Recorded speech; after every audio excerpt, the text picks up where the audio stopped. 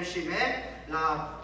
လာဖို့ရန်ကိုလာဖိတ်ခေါ်တယ်သူကိုယ်တိုင်လာပြီးတော့ဖိတ်စားလည်းမပေးဘူးသူကိုယ်တိုင်လာပြီးတော့လာဖိတ်ခေါ်တဲ့အခါမှာကျွန်တော်ဆုတောင်းတယ်ဆုတောင်းတဲ့အပေါ်မှာဘုရားကနာညောင်းပြီးမှတည်နေရမှာအကြောင်းပါဆိုပို့ဆောင်တယ်ဒီကနေ့အထိဘုရားရဲ့နှုတ်ကပတ်တော်တွေနားထောင်တယ်ဘုရားရဲ့ကျေးဇူးပြုခြင်းကိုခံရတဲ့အတွက်ကြောင့်ထိုဘုရားသခင်ကိုထိုပဲကျေးဇူးတင်တဲ့အကြောင်းပထမဆုံးပြောချင်တယ်ဒုတိယအနေနဲ့တော့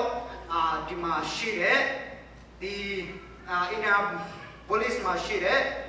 ဆရာများနဲ့ဆရာမများပြီးတော့မှအသင်းတော်မှာရှိတဲ့အသင်းထောက်လူကြီးများနဲ့အသင်းတော်အသင်းသားများအားလုံးကိုထိုပဲကျေးဇူးတင်တယ်ကျွန်တော်အဲ့ခံတဲ့အခါမှာလည်းအရာမဲ့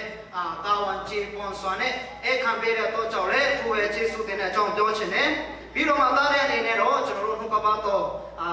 တိတ်ကြွေးပေးတဲ့ဆရာမခင်စမ်းမော်နဲ့ဆရာကိုရဲကိုလည်းထိုပဲကျေးဇူးတင်တယ်ပြီးတော့မှဒီမှာလာရောက်ပြီးကမှနှုတ်ကပတ်တော်ခံယူတဲ့ခရစ်တော်နဲ့ညီကိုများအားလုံးကိုထိုပဲကျေးဇူးတင်တဲ့အကြောင်းထပ်ပြီးပြောချင်တယ်ဒီကနေ့ကျွန်တော်တို့ကျေးဇူးကရုဏာဆိုတဲ့တခြင်းအဖြစ်ကိုတော်ချင်းမှာဖြစ်တဲ့အားလုံးနားဆင်ပေးကြဖို့ဖိတ်ခေါ်ပါတယ်